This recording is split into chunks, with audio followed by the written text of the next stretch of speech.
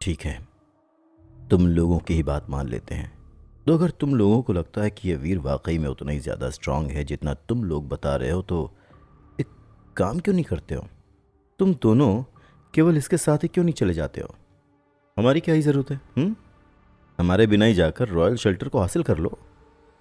लगातार हो रहे आर्ग्यूमेंट की वजह से थंडर शेल्टर के लोग अब एनॉय होना शुरू हो गए थे। रुद्र ठाकुर, तुम ऐसा कैसे कह सकते हो? हाँ? हम लोग साथ में कोऑपरेट करके उस शेल्टर को हासिल करने वाले हैं।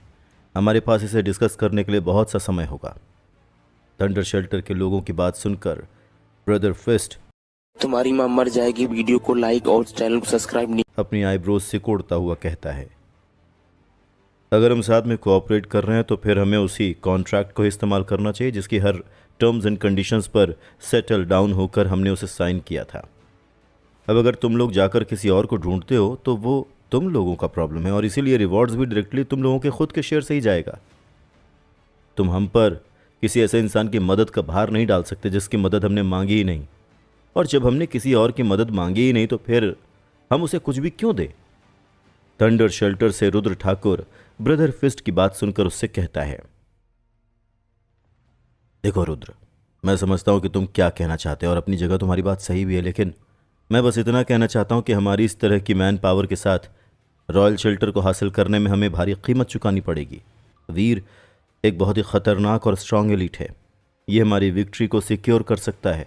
मैं तुम्हें इस बात की गारंटी देता हूं कि वीर के प्रेजेंस के साथ हमारे सैक्रिफाइसेस बहुत ज़्यादा कम हो जाएंगे। ब्रदर फिस्ट रुद्र ठाकुर को समझाते हुए उससे कहता है, इन सब के बीच में वीर कट को लेकर हो रहे इस आर्ग्यूमेंट में इंटरेस्टेड ही नहीं था। वो तो बस एक नई स्पिरिट चाहता था। इनफैक्ट अगर एक स्पिरिट को हासिल करने का ये मौका नहीं होता तो वो तो कब का यहाँ से दूर निकल चुका होता। वीर के पास इस समय इतनी दौलत थी कि एक्स्ट्रा पैसे होने न होने से उसे कोई फ़र्क नहीं पड़ता था, और इसीलिए एक कट को कमाने का ऑफ़र उसे कोई ख़ास एक्साइटिंग नहीं लग रहा था। इसके अलावा फ्यूचर में अगर शेल्टर में किसी भी तरह का कोई इश्यू होगा तो वो उस शेल्टर की मदद करने के लिए भी मजबूर रहेगा। आफ्टर ऑल वो उसके प्रॉफिट में जो हिस्सेदार होगा। लेकिन अब प्रॉब्लम वाली बात यह थी कि ब्रदर फिस्ट और ऋषभ बजाज ने ऑलरेडी कट को लेकर वीर की डिज़ायर की बात का जिक्र थंडर शेल्टर और डेविल्स गॉड शेल्टर के लोगों के सामने रख दिया था। तो ऐसे में भले ही वीर को किसी भी तरह के कोई शेयर नहीं चाहिए थे, लेकिन अब अगर उसने ब्रदर फिस्ट और ऋषभ बजाज को सही किया तो वीर जानता था कि वो उन लोगों को एम्बैरस करने के अलावा और कुछ नहीं करेगा। ओ कम ऑन, तुम्हें क्या लगता है कि ये लड़का कौन है? डॉलर? अगर तुम्हें लगता है कि लड़का इतना ही ज़्यादा अच्छा है तो फिर तुम हमसे मदद मांगने क्यों आए? जाओ जाकर खुद ही उस शेल्टर को हासिल कर लो। ये लोग तो खुद ही से हासिल कर सकते हैं, क्यों है ना गौरांश? रुद्र ठाकुर फिर उस आर्ग्यूमेंट में डेविल्स गॉड शेल्टर के लीडर गौरांश वालिया को भी घसीट लाता है, जो रुद्र ठाकुर की बात सुनकर हाँ में गर्दन हिलाता है। रुद्र बिल्कुल सही कह रहा है। हमारी सारी प्रिपरेशन के बाद वो तुम लोग हो जो अपने साथ एक्स्ट्रा इंसान को इस तरह से लेकर आए हो। हमारे शेयर्स सेटल हो गए हैं और इसीलिए अब हमें ऐसे कोई भी चेंजेस करने की ज़रूरत नहीं है जिसमें यह फिट हो सके। रुद्र ठाकुर की बात से अग्री करता हुआ गौरांश वालिया ब्रदर फिस्ट और ऋषभ बजाज से कहता है।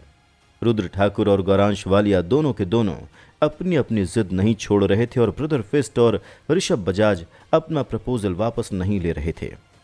ऋषभ भाई, ब्रदर फिस्ट, क्या आप दोनों शेल्टर को गार्ड कर सकते हो? ये देख कर के उन लोगों का आर्ग्यूमेंट इस समय एक स्टैंड स्टिल पर आ गया है, वीर उन दोनों से पूछता है। हालांकि ब्रदर फिस्ट और ऋषभ बजाज इस बात को लेकर श्योर नहीं थे कि वीर के कहने का क्या मतलब है, लेकिन इस समय वो किसी को भी ये सोचने नहीं दे सकते थे कि वो कमज़ोर है। इनफैक्ट ब्रदर फिस्ट और ऋषभ बजाज इस रीजन के सबसे ज़्यादा स्ट्रांग इवॉल्वर्स थे। थंडर शेल्टर और डेविल्स गॉड शेल्टर के साथ मिलकर भी इतनी स्ट्रेंथ नहीं जुटा पाएंगे कि वो लोग ब्रदर फिस्ट और ऋषभ बजाज को नुकसान पहुंचा सके। उन्हें बस और ज़्यादा रिसोर्सेस चाहिए थे, और यही वजह थी कि वो लोग उस रॉयल शेल्टर को हासिल करना चाहते थे।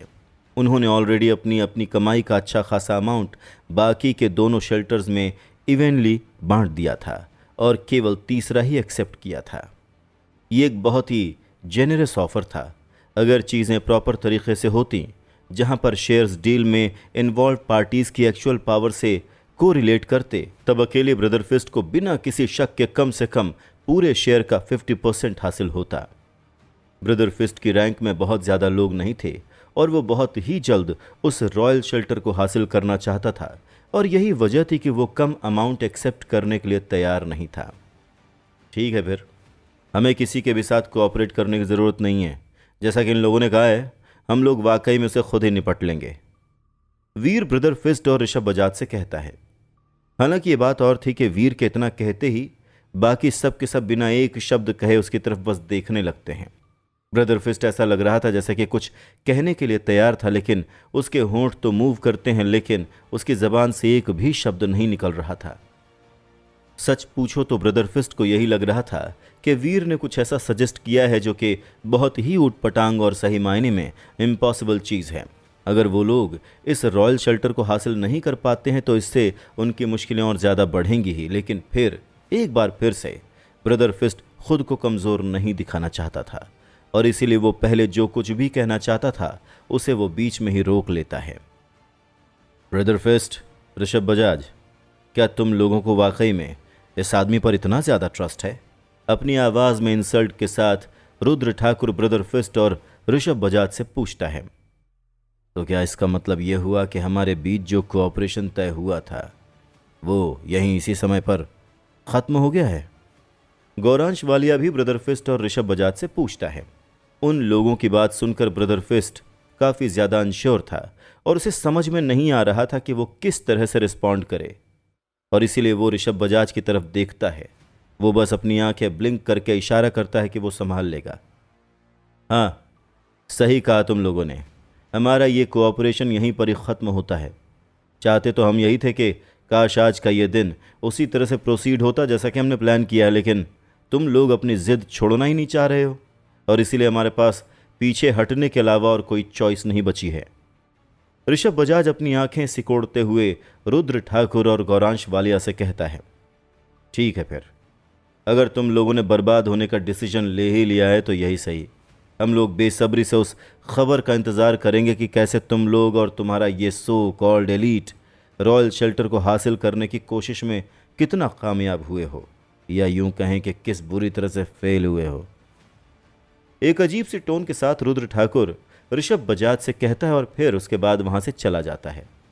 लेकिन जाने से पहले वो वीर को डिसअप्रूवल का एक आखिरी लुक देता है।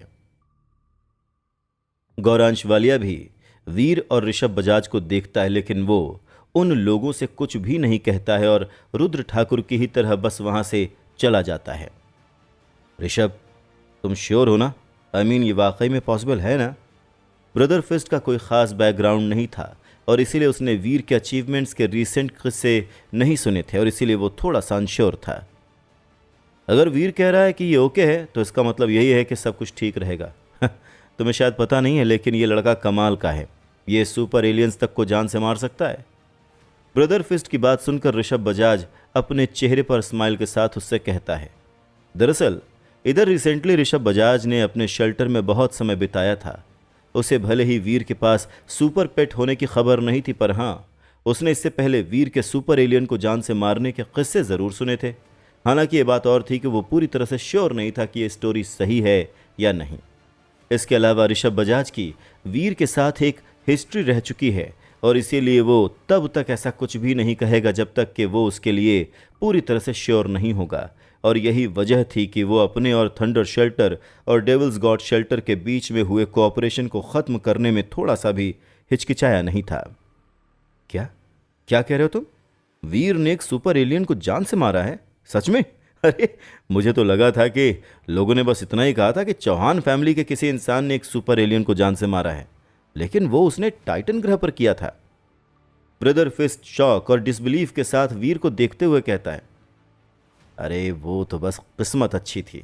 अब क्योंकि बहुत से लोगों को इस स्टोरी के बारे में पता था, इसलिए वीर को इस कहानी की ऑथेंटिसिटी के बारे में झूठ बोलने की कोई ज़रूरत समझ में नहीं आ रही थी और यही वजह थी कि वीर ने इस कहानी को कंफर्म कर दिया था। होली शिट, तुमने वाकई में एक सुपर एलियन को जान से मारा है? वीर की बात सुनकर भी ब्रदर फिस्ट को अभी भी उसकी बात पर भरोसा करने में मुश्किल हो रही थी। वीर मुराग ग्रह पर ब्रदर फिस्ट से कहीं ज़्यादा लेट आया था और इतने टाइम पहले आने के बाद भी ब्रदर फिस्ट के पास अभी भी एक सीक्रेट ब्लड एलियन तक को जान से मारने का कॉन्फिडेंस नहीं आया था। और यही वजह थी कि ब्रदर फिस्ट के लिए इस बात पर भरोसा कर पाना बहुत ही ज़्यादा मुश्किल हो रहा था कि वीर के पास ऑलरेडी इतनी स्ट्रेंथ आ चुकी है कि वो एक सुपर एलियन को जान से मार सकता है।